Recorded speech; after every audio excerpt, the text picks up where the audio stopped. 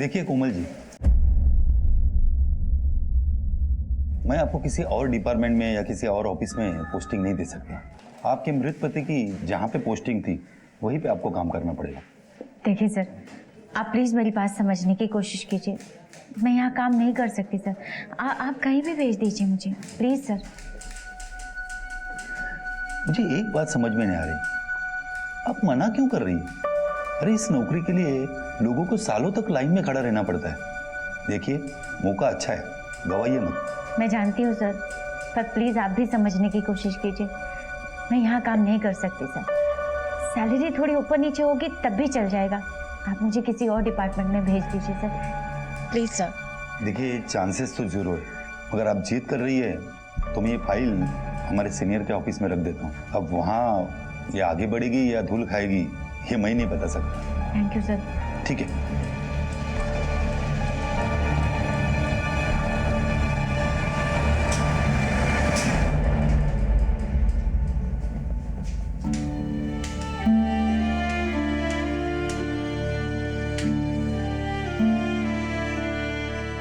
जिंदगी के उबड़ खाबड़ रास्तों पे चलते हुए अपनी मंजिल तक पहुंचने के लिए नजरों की नहीं, हौसलों की जरूरत होती है। मार्टिन लूथर ने कहा था कि उड़ नहीं सकते तो भागो, और अगर भाग नहीं सकते तो चलो, और अगर चल भी नहीं सकते तो रेंगो, लेकिन सही रास्ते से होते हुए अपनी मंजिल तक जरूर पहुंचो। हम लोग केवल शारीरिक रूप से विकलांग हैं, दिमाग से नहीं। और आपको पता है 2016 में ओलंपिक्स में हिंदुस्तान ने 2 मेडल्स जीते, लेकिन उसी साल के पैरालंपिक में हमने 4 मेडल जीते। भगवान ने आम लोगों को 2 आंखें दी हैं, लेकिन हमें उनसे 4 गुना ज्यादा मजबूत हौसला दिया है। बात यहाँ पर नजर की नहीं है, नजरिए की है।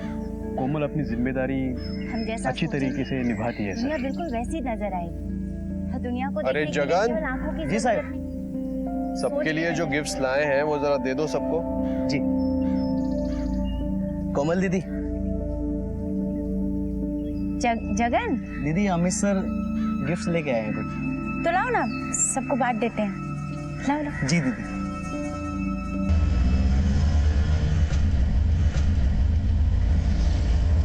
भाई साहब थोड़ा जल्दी चलो ना, मेरी बेटी वेट कर रही होगी, स्कूल छूट गया होगा।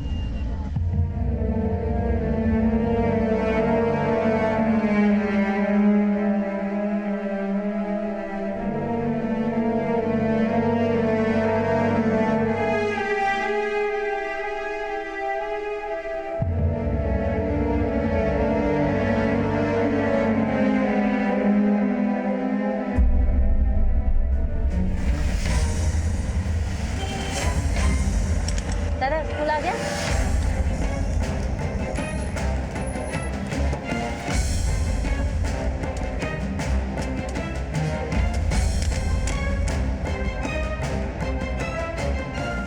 दादा मेरी बेटी दिया दिया अंदर है। कहाँ पर है वो बैठी है। दिया। मम्मा मुझे लगा आपको कुछ हो गया। नहीं बेटा, सॉरी वो कुछ काम था ना अर्जेंट, इसलिए देर हो गई। घर चले? हाँ, रो नहीं।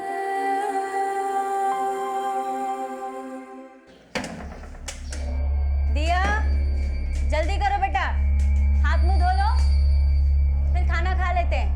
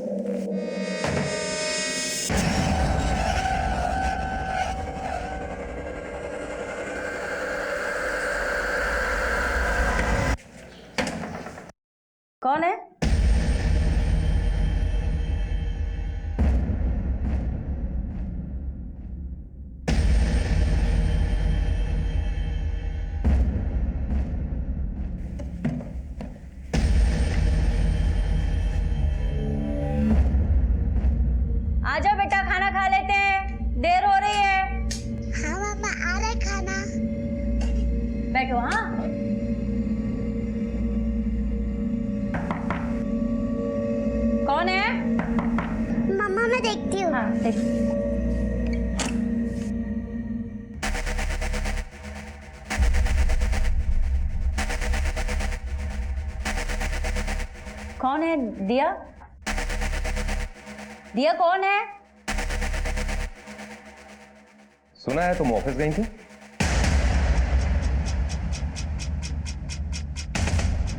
दिया? दिया?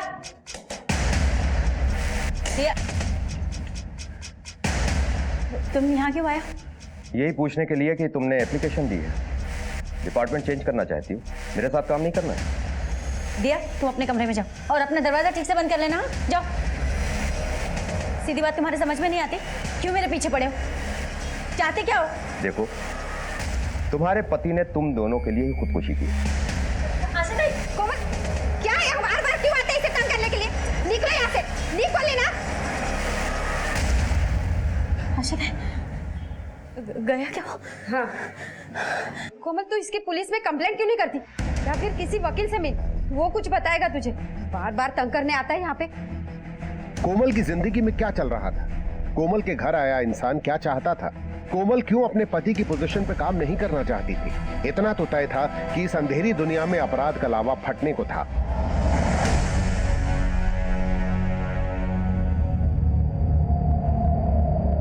कौन है? कौन? कौन? कौन?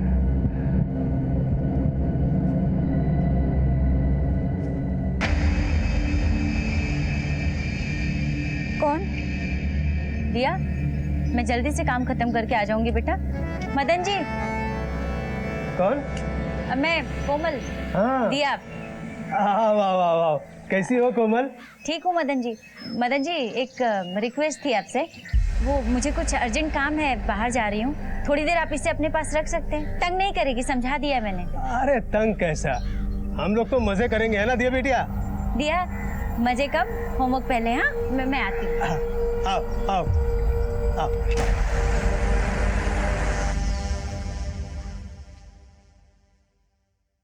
वरुण जी, इस विलेज का क्या करूं, कुछ समझ में नहीं आ रहा है। फिर से आया था, सोच रही हूँ कि पुलिस में कंप्लेन कर दूं, पर अगर मैंने पुलिस में कंप्लेन की तो जो नौकरी मुझे मिलने वाली है वो भी शायद नहीं मिलेगी। मैं सोच रही हूँ कि किसी वकील से सलाह मशवरा करके देखूं किसका क्या करना चाहिए। कोमल, तुम उस जॉब ऑफर को छोड़ क्यों नहीं देती? उससे उस विलेज से भी छुटकारा हो जाएगा तुम्हारा। तुम यहाँ पे जब तक चाहो काम कर सकती हो। पर आप जानते हैं, मेरी बेटी है, मुझे उसके फ्यूचर की टेंशन है। क्या है ना वरुण जी, वो सरकारी नौकरी है, पैसे भी यहाँ से 3 गुना ज्यादा मिलेंगे। खैर कोई नहीं, 1 मिनट। मेरा एक लॉयर दोस्त है, अभिषेक गोगटे नाम है उसका, मैं उससे फोन पे बात करता हूँ, देखते वो क्या कहता है। हाँ।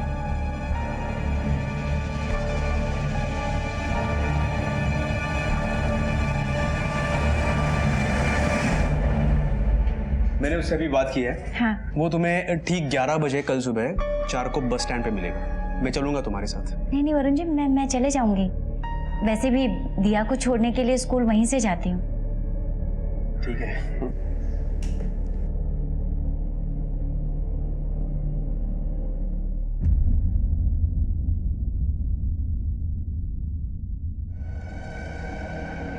अच्छा मदन जी, आती हूँ मैं। Thank you. चलो। कैसा रहा? अंकल को तंग तो नहीं किया था ना? होमवर्क किया? दिया? मम्मा, अगली बार मुझे आप कहीं भी जाओगे तो मुझे अपने साथ लेना। अंकल के घर पे मत छोड़ना। क्या किया उन्होंने? कुछ गलत तो नहीं किया तेरे साथ? इधर उधर छुआ तो नहीं? मैं अभी चल के पूछती हूँ। नहीं, बस मुझे अच्छे नहीं लगते। अच्छा ठीक है, नहीं छोड़ूंगी।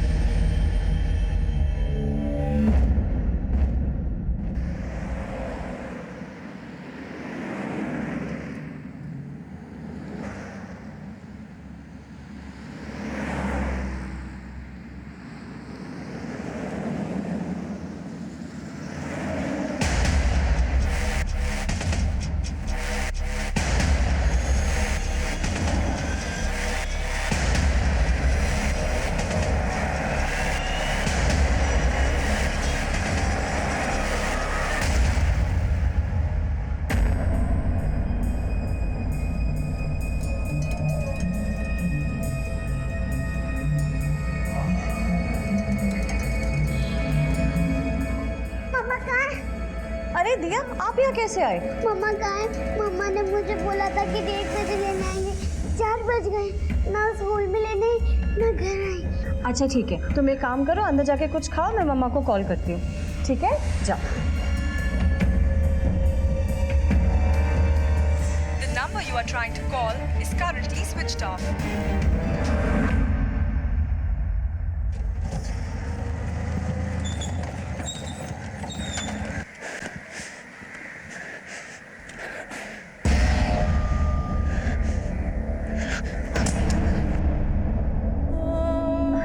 अरे कोमल, ये क्या हुआ? कोमल, कोमल, कोमल।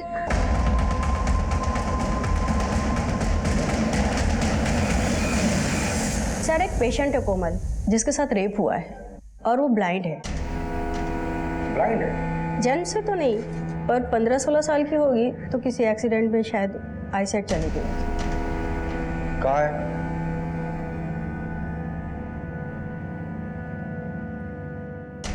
कोमल जी, किसने किया ये सब कुछ? क्या सर? कुछ नहीं सर, कुछ तो नहीं किया। देखिए, डॉक्टर मैडम ने हमें सब कुछ बता दिया है, आप भी बता दीजिए प्लीज। मैंने बोला ना सर, कुछ भी तो नहीं हुआ, बस वो तबीयत थोड़ी ठीक नहीं लग रही थी, शायद नीतू जी इसलिए मुझे यहाँ लेकर आ गई।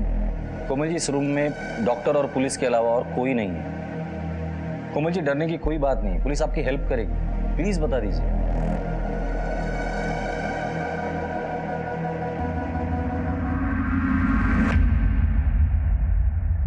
सर,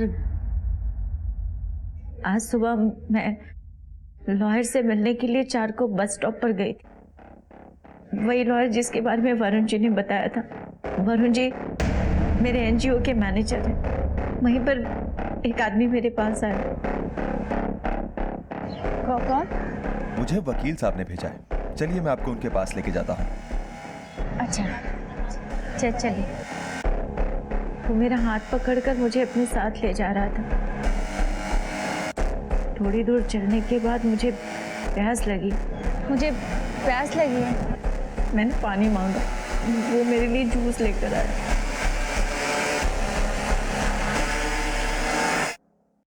फिर वो मुझे किसी बिल्डिंग में लेकर गया। मैं वहाँ सीढ़ियाँ चढ़कर गई थी सर, इसलिए मुझे याद है। मुझे लगा शायद लॉयर के ऑफिस में लेकर जा रहा है। वहाँ ले जाने के बाद उसने मुझे वेट करने के लिए बोला। मैं बैठी तो मेरी समझ में आ गया सर कि वो सोफा नहीं, एक बेड है। मुझे खतरे का आभास हुआ सर।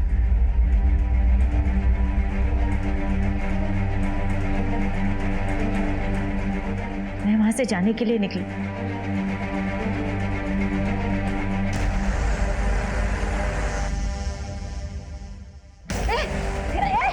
कौन है?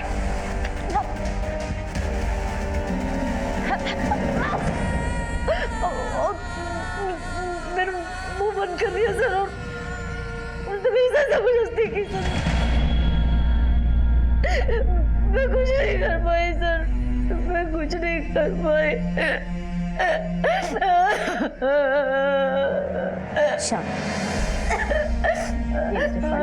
पानी पी।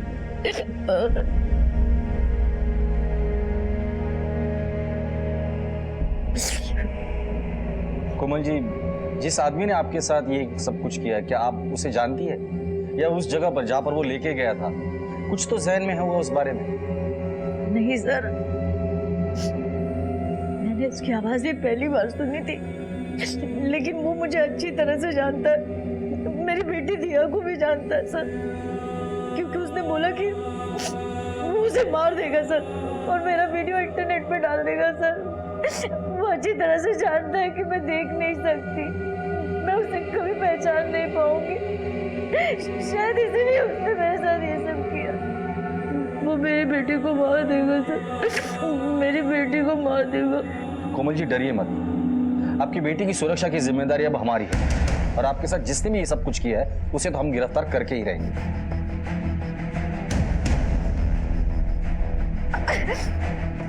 कोमल के साथ दुष्कर्म हुआ था वो देख नहीं सकती थी, इसलिए कोई भी सुराग पुलिस को मुहैया कराने में नाकाम थी। पुलिस के लिए ये केस अब एक चुनौती बन गया था, लेकिन इस मुश्किल केस को हल करने के लिए पुलिस ने कमर कस ली थी। सर मुझे अब भी ये सोच के बहुत अजीब लग रहा है कि कोई इंसान किसी नेत्रहीन औरत के साथ बलात्कार जैसा घिनौना काम कैसे कर सकता है। मनीष, ये जिस किसी ने भी किया है वो कोमल को बहुत अच्छी तरह से जानता था।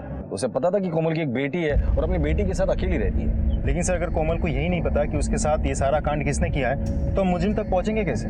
कोमल को ना ये पता है कि उसका रेपिस्ट कौन है, वो देख नहीं सकती, वो पहचान नहीं पाएगी, और ना ही उसको ये पता है कि चारकोप में एग्जैक्टली कौन से एरिया में उसके साथ ये सब कुछ हुआ है। चारकोप बस स्टॉप के आसपास का जितना भी सीसीटीवी फुटेज मिलता है वो निकालो और कोमल के कॉल रिकॉर्ड्स निकालो।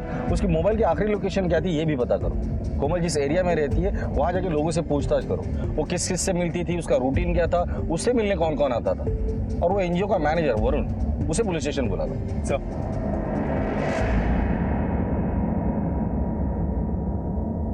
वरुण, एक औरत जो देख नहीं पाती उसे अकेले तुमने भेज दिया था लॉयर से मिलने के लिए, क्यों?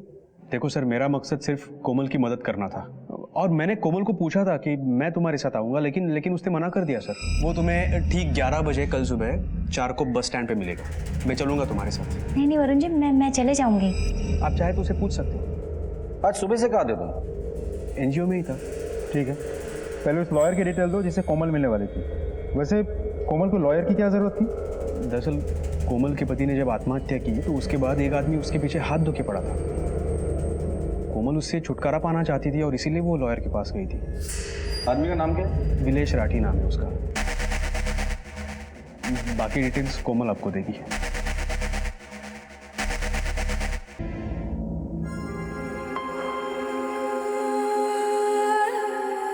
मम्मा, मम्मा आप ठीक हो ना? आप स्कूल नहीं आए थे तो मैं बहुत डर गई थी। बेटा वो आज नई जॉब के एप्लीकेशन देने गई थी ना तो लेट हो गया, आगे से नहीं होगा, सॉरी। मम्मा आपको चोट कैसे लगी?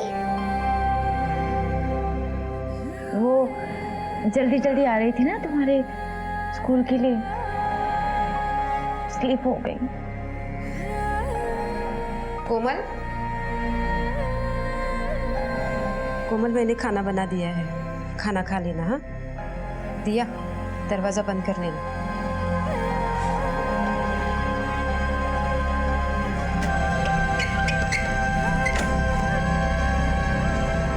दरवाजा बंद कर। उसका नाम विलेश राठी है सर। जिस स्टेशन पर मेरे पति सुनील अनाउंसर का काम करते थे वो वहीं पर सुपरवाइजर है सर। उस समय मेरे पति के प्रमोशन की बात चल रही थी, लेकिन उसने उनके सामने एक बहुत ही घटिया सी शर्त रखी। कैसी शर्त? सर वो मेरे साथ, सर मेरे पति ने उसकी उस बकवास को नजरअंदाज कर दिया, लेकिन उसकी वजह से उसने उनका प्रमोशन रुकवा दिया। वो प्रमोशन हमारे लिए बहुत ज़रूरी था सर। अगर वो प्रमोशन हो जाता तो उनकी सैलरी 15,000 से बढ़कर 40,000 हो जाती। इसकी वजह से सुनील बहुत परेशान रहने लगे थे सर। प्रमोशन तो रुक ही गई है, शायद नौकरी भी हाथ से निकल जाए। समझ में नहीं आ रहा क्या करूं। विलेश भाई तो मेरी मजबूरी का फायदा उठाना चाहते हैं बस। विलेश ने सुनील को इतना परेशान किया सर कि एक दिन सुनील ने। कोमल जी, आपके साथ इतना सब कुछ होने के बाद आपने पुलिस की मदद की है स्टेटमेंट देकर। अभी आप घर जाइए, मुजरिम को पकड़ना हमारी जिम्मेदारी है।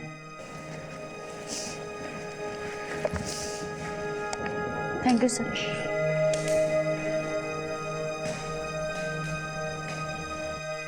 सर, तो कोमल को पाने के लिए विलेश इतना पागल हो गया था कि इसका रेप ही कर दिया। तो सुपरवाइजर साहब, 12 अगस्त को सुबह 11 बजे से लेकर शाम 4 बजे तक आप कहाँ थे? मैं अपने ऑफिस में था सर। मॉर्निंग में ऑफिस आया और रात में करीब 9 बजे वापस घर गया। आप चाहें तो मेरे ऑफिस में पता कर सकते हैं। पता किया हमने, हमें कुछ और भी पता चला है। सुना है आपको कोमल में कुछ ज्यादा ही दिलचस्पी थी। ये सब बेबुनियाद बातें हैं सर। मैं जानता हूं कि आप ऐसा क्यों कह रहे हैं। हाँ, मैं उसके घर जाता जरूर था, लेकिन बस उसका हालचाल पूछने। सुनील हमारा बहुत अच्छा एम्प्लॉय था। उसके जाने के बाद मैं उसके परिवार को लेकर चिंतित था, और इन दिनों मैं उसको समझाने के लिए जाता था कि वो मेरे पास जॉब ज्वाइन कर ले। माना कि इस शहर में आपसे बड़ा कोई शरीफ आदमी है ही नहीं, पर इस बात पर जब तक हम ऑफिशियल थप्पड़ नहीं मारेंगे ना, शहर छोड़कर बाहर नहीं जाना। ठीक है, जाओ।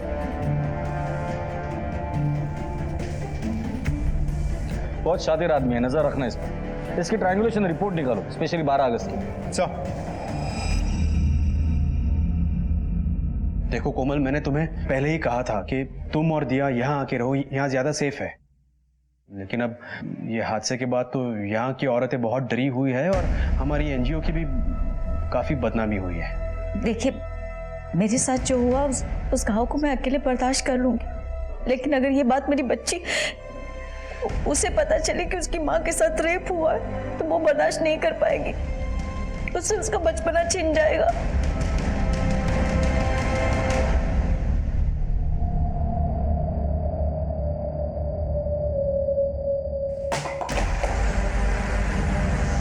कौन है? कौन है? कौन है? बताओ।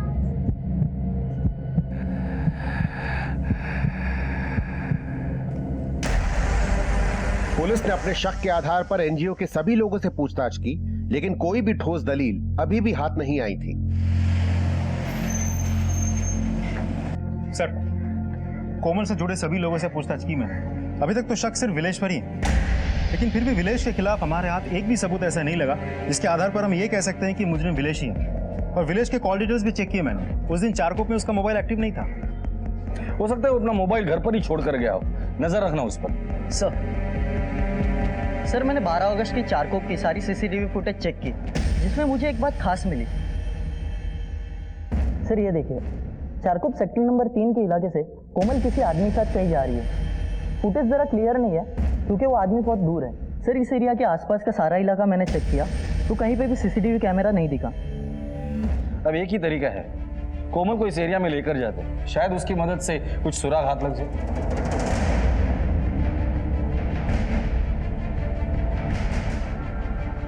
कोमल जी, चारकोप बस स्टॉप तो यहीं पर है, क्या इसी बस स्टॉप पर आप रुकी थी? हाँ सर।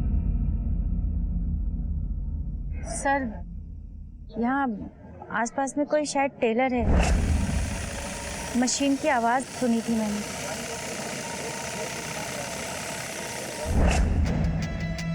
जी है यहाँ टेलर। फिर सर मैं ऐसे खड़ी थी,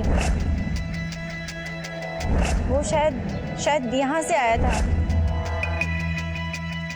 आकर मुझे ऐसे किया और फिर बोला कि वकील के पास लेके चलता हूँ, और फिर हम सीधे चले गए थे दाहिनी तरफ। सर, अभी आगे दो तीन कदम की दूरी पर कुछ है जहाँ से नीचे उतरना है। यहाँ से कहाँ गई थी आप?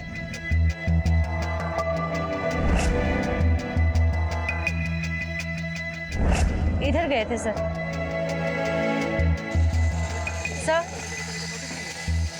सर, ये आवाज मैंने उस दिन भी सुनी थी।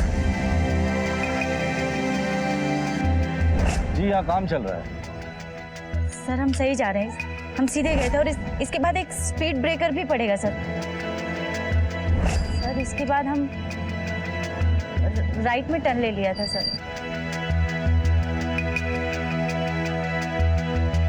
सर, यहाँ आसपास में शायद कोई मंदिर है।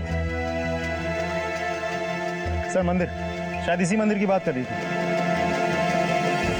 कोमल जी, जब आप वहां से यहाँ आई थी तो मंदिर आपके राइट साइड था या लेफ्ट साइड था?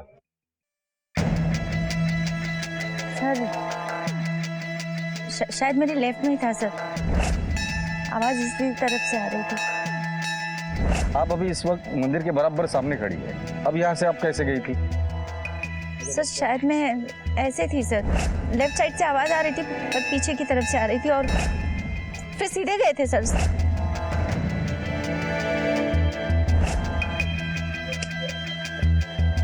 सर यहाँ से रास्ता किस तरफ जाता है? लेफ्ट की तरफ। हाँ हम लेफ्ट की तरफ ही गए थे सर। थोड़ी दूर जाने के बाद पता नहीं किसी बहुत ज्यादा भीड़ भाड़ वाली जगह पे चले गए सर। चारों तरफ से आवाज आ रही थी, गाड़ियों का साउंड था सर। इस एरिया में अगर कहीं सीसीटीवी मिलता है तो चेक कर, अगर सीसीटीवी है तो उसका फुटेज। 50 कदम की दूरी पर मुझे प्यास लगी थी, वो मेरे लिए जूस लेकर आया था सर। फिर जूस पिया, उसके बाद क्या हुआ? कहाँ गए आप लोग?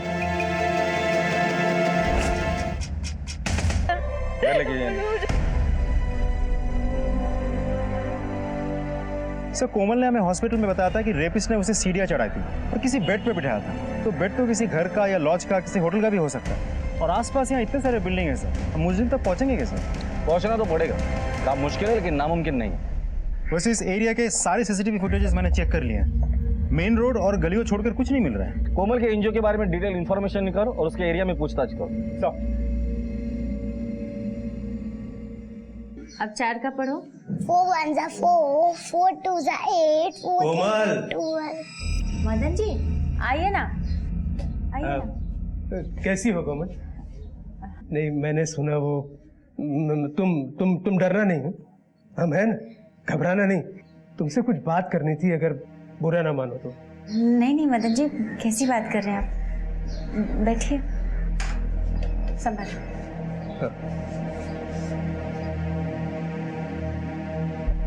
वो 6 महीनों में कितना कुछ बदल गया ना। कोई और होता तो टूट जाता। पर कोमल तुम्हें बहुत शक्ति है, पर हर शक्ति की एक सीमा होती है और तुम पर तो दिया की जिम्मेदारी भी है। आज लोग नेत्रहीन कह रहे हैं, कल चरित्र। तुम समझ रही हो ना मैं क्या कह रहा हूं? मेरा एक मशवरा है, तुम ये शहर छोड़कर चली जाओ और ये पुलिस के पचड़ों से बच जाओ। हम है ना मदद करने के लिए। नागपुर में हमारी पहचान के लोग हैं, वो तुम्हारी मदद कर देंगे। मदन जी,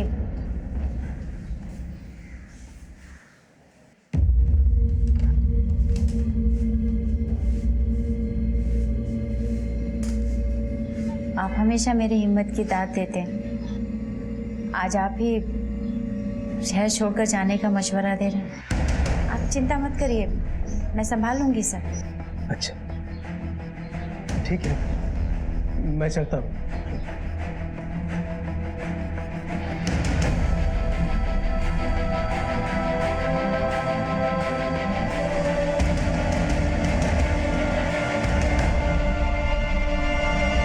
अब आप मेरे पे शक कर रहे हो? मेरा और कोमल का दर्द एक ही है, पर मैं सिर्फ उसका दर्द बांटने चाहता था कलाकारों से। और कलाकार का दिल है ना, मोम का होता है। और उसी मोमबत्ती से तुमने कोमल की जिंदगी में आग लगा दी, क्यों? सब मैंने ऐसा कुछ भी नहीं किया। 12 अगस्त को तो मैं कोमल से मिला भी नहीं। अच्छा एक बात बताओ, तुम्हारी कमाई का जरिया है सिर्फ म्यूजिक, और मुंबई जैसे शहर में सिर्फ संगीत के जरिए इतना बड़ा घर, इतने पैसे, मानना पड़ेगा। ओ साहब, ये मेरा पुश्तैनी घर है, बाप दादा के टाइम से। सब अभी 2 साल पहले मेरी आई का देहांत हुआ है। ठीक है, क्या हुआ है क्या नहीं हुआ है वो तो हमें पता चल ही जाएगा। और जब तक इन्वेस्टिगेशन पूरी नहीं हो जाती या पुश्तैनी घर छोड़ के जाना मत। और हाँ, अगर हमें पता चला ना इस कांड के पीछे तुम्हारा हाथ है, तो तुम्हारी जो म्यूजिक और संगीत की महफिल है ना, ये उम्र भर के लिए जेल में सजेगी, इतना याद रखना।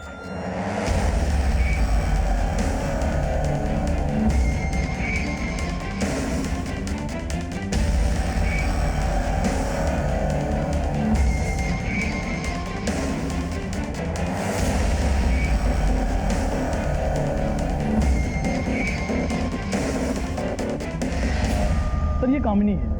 लगभग 6 महीने पहले हमारे पुलिस स्टेशन में इसके पड़ोसी ने एक मिसिंग रिपोर्ट दर्ज की थी। हमने जब जांच पड़ताल की तो हमें ये पता चला कि वो लड़की एक एनजीओ में काम करती थी। एनजीओ का नाम क्या था? रोशनी का सफर।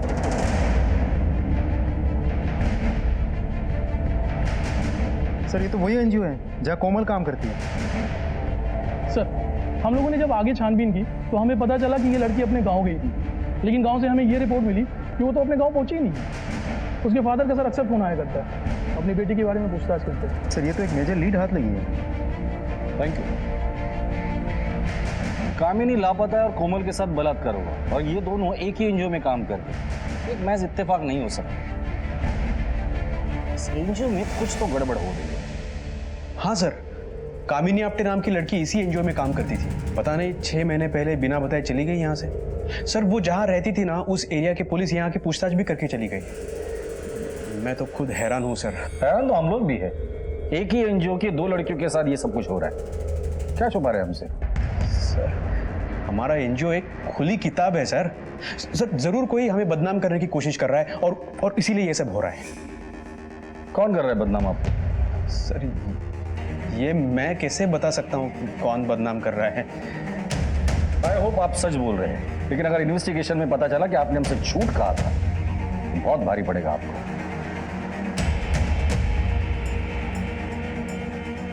टीम कोशिश कर रही है लेकिन अभी तक कोई लीड नहीं मिली। सर लेकर आओ।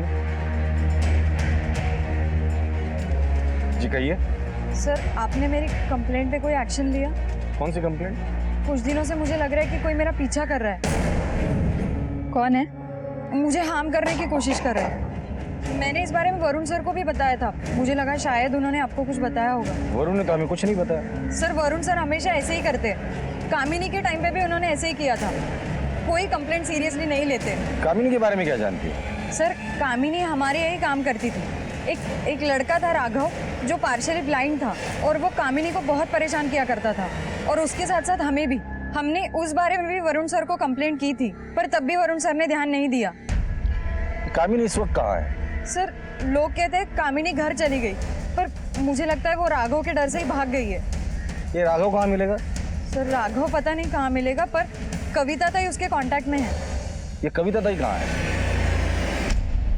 दिया दिया जल्दी करो, जूते भी तैयार हो गए, चलो लेट हो जाएगा।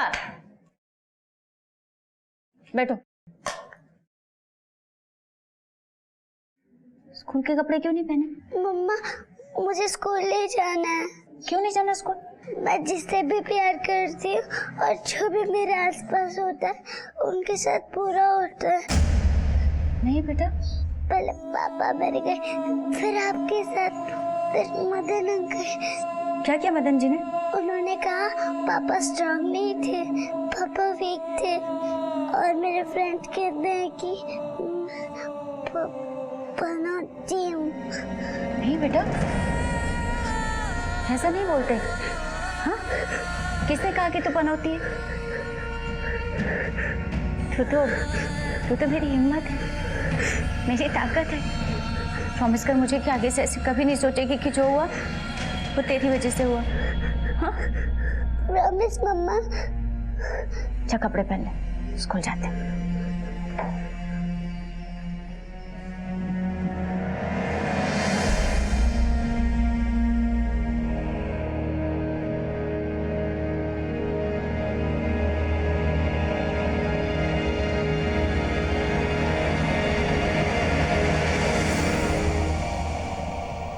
ओम, रमेश, अक्षय, वरुण, अमित, मदन।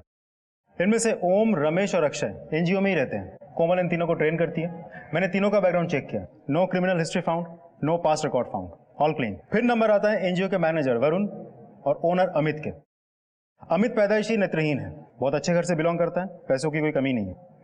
फिर नंबर आता है छठा और आखिरी सस्पेक्ट का, मदन। ये वरुण और अमित के बारे में एनजीओ के लोग क्या कहते हैं? एनजीओ में कोई प्रॉब्लम नहीं है, हर कोई हर किसी के साथ खुश है। उन लोगों ने यह भी कहा कि ये वरुण और अमित एनजीओ अच्छे से चले, इसके लिए कोई कसर नहीं छोड़ते। इसका मतलब ये सस्पेक्ट जो भी है वो एनजीओ से नहीं, कोई बाहर का है।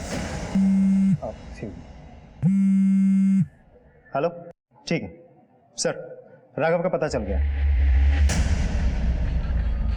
साहब आप उन किसी कोमल को नहीं जानता सर। चल माना कि कोमल को नहीं जानता, कामिनी को तो जानता है ना? का है वो? साहब अपन एनजीओ की लड़कियों को छेड़ता था, पर कभी गलत काम नहीं किया साहब। जब कामिनी गायब होगी तो मुझे पता था कि सब लोग मुझ पर ही शक करेंगे, इसलिए अपन अंडरग्राउंड हो गया। अब आज तक एनजीओ में जितने भी रेप हुए ना, उन सब औरतों के साथ मेरा नाम जोड़ा गया साहब। तू कह रहा है एनजीओ में लड़कियों के साथ बलात्कार होता था? हाँ साहब, हाँ। झूठ मत बोल। अगर एनजीओ में लड़कियों के साथ बलात्कार होता था तो किसी ने पुलिस कंप्लेंट क्यों नहीं की? सब मैं झूठ नहीं बोल रहा हूँ साहब, सब मैं सच बोल रहा हूँ। उन सब औरतों के नाम और फ़ोन नंबर है मेरे पास। मैं मज़े करने के लिए उनको कॉल किया करता था साहब। हाँ, राघव के पास से उन औरतों के नंबर ले लो, उन्हें कांटेक्ट करो, उनका स्टेटमेंट रिकॉर्ड करो। अब तो ठोस सबूत हाथ आने पर ही इस वरुण पर हाथ डाल। पुलिस के हाथ आए राघव ने नए खुलासे किए थे और केस को एक नई दिशा में मोड़ दिया था। पुलिस ने अब पहले सबूत बटोरने को प्राथमिकता दी और अपनी तफ्तीश का दायरा फैला दिया। हाँ सर, ये लड़की तो बगल वाले लॉज में गई सर। लॉज का नाम हनीमून लॉज। सर, उसने मुझे धमकी दी थी कि अगर मैंने उसके बारे में कुछ बताया तो वो मेरी वीडियो इंटरनेट पे डाल देगा। सर, मैं उसकी धमकियों की वजह से चुप थी। किसने धमकी दी थी आपको? वरुण। मारो मत, मुझे भी फटाफट बोल। बोलता हूँ सर। सारे मामले दबा के क्यों रखे थे तूने? सर, अगर पुलिस केस हो जाता तो हमारे एनजीओ को ताला लगता सर, बहुत बदनामी हो जाती है हमारी। मैंने उन लड़कियों को झूठ बोला, मैंने कोई वीडियो नहीं बनाया सर। लेकिन सर शपथ सांप खरा बोल रहा हूँ सर, मुझे बिल्कुल नहीं मालूम कि रेप किसने किया है। मैं बस खुद को और एनजीओ को बचाना चाहता था सर। बहुत एनजीओ कर रहा है? क्या रखा है उस एनजीओ में जो एनजीओ से इतना प्यार करता है? हमारे अमित सर कुछ देख नहीं सकते और उसकी वजह से हमारे एनजीओ की पूरी जिम्मेदारी मेरे कंधों पर थी। मैं जहाँ कहूँ वहाँ वो बिना पूछे साइन करते थे सर। उसी भरोसे का फायदा उठाकर मैं एनजीओ से पैसे चुराता था सर। सर, अगर रेप की वजह से एनजीओ पे इंक्वायरी होती तो मेरा ये सच सामने आता, इसलिए मैंने ये मामला दबा के रखा सर। मुझे इस वरुण पे रत्ती भर भी भरोसा नहीं है, लेकिन एक सेकंड के लिए अगर मानते हैं कि वरुण सच बोल रहा है तो इन औरतों के साथ बलात्कार कर कौन रहा है और कहाँ कर रहा है? हाँ बोलो। मैं चारकोप के हनीमून लॉज पे हूँ। कोमल को यहीं लाया गया था। क्या सर, इनमें से कोई नहीं था कोमल के साथ में। ध्यान से देख और सच सच बता, इनमें से कौन आया था कोमल के साथ तेरे लॉज में? सर, कोई नहीं था। बोलता सर, पता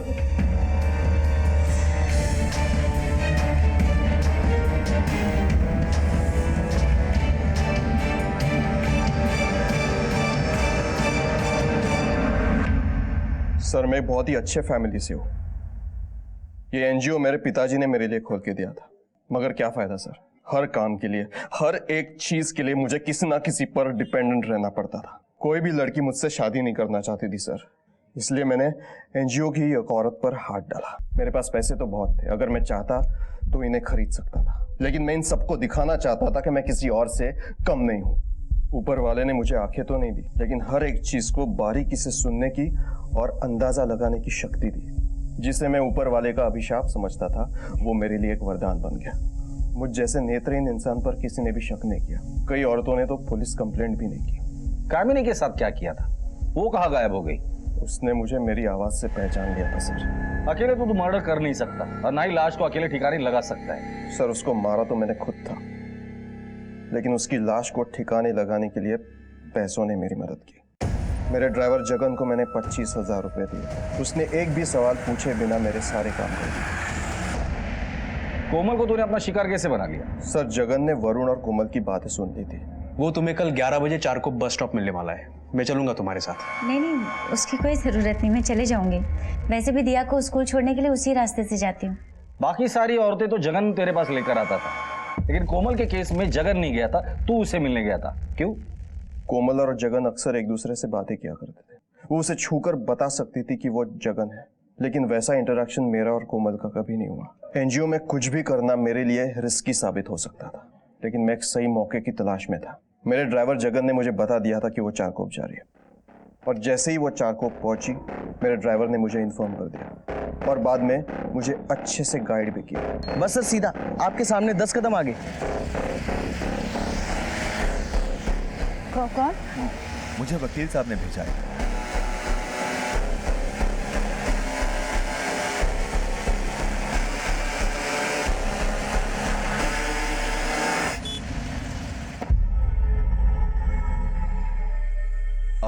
यहीं पर रुकिए, मैं वकील साहब को लेकर आता हूँ। अगर तुमने इस बारे में किसी को कुछ भी बताया तो मैं तुम्हारी बेटी दिया को भी जान से मार दूंगा। लेकिन नीतू ने सारा खेल बिगाड़ दिया। उसने उसे हॉस्पिटल में एडमिट किया, जिसके बाद आप लोग इस केस में इन्वॉल्व हो गए। I was about to commit another perfect crime, sir. कुछ दिनों से मुझे लग रहा है कि कोई मेरा पीछा कर रहा है। इस दुनिया में आज तक ना ही परफेक्ट क्राइम हुआ है और ना ही होगा। आज तक तुमने सिर्फ अंधेरा देखा था, लेकिन आज के बाद तुम्हारे जीवन में सिर्फ और सिर्फ अंधेरा ही रहेगा, इसकी गारंटी मैं देता हूं तुम्हें। उस ड्राइवर जगन को भी उठाकर लेकर आना, जिसने इसके जुर्म में इसका साथ दिया। कोमल जहां जीवन में सैकड़ों संघर्ष होने के बावजूद हालात से लड़ रही थी, अपने साथ दुष्कर्म होने के बाद भी जिंदगी को समेटे हुए थी, अपनी सकारात्मक सोच की डोर को थामे हुए थी। याद रखिए, जो है, जैसा है, जितना है, उसी से औरों के काम आइए और अपने अंदर कभी भी किसी हीन भावना या नकारात्मक सोच को पनपने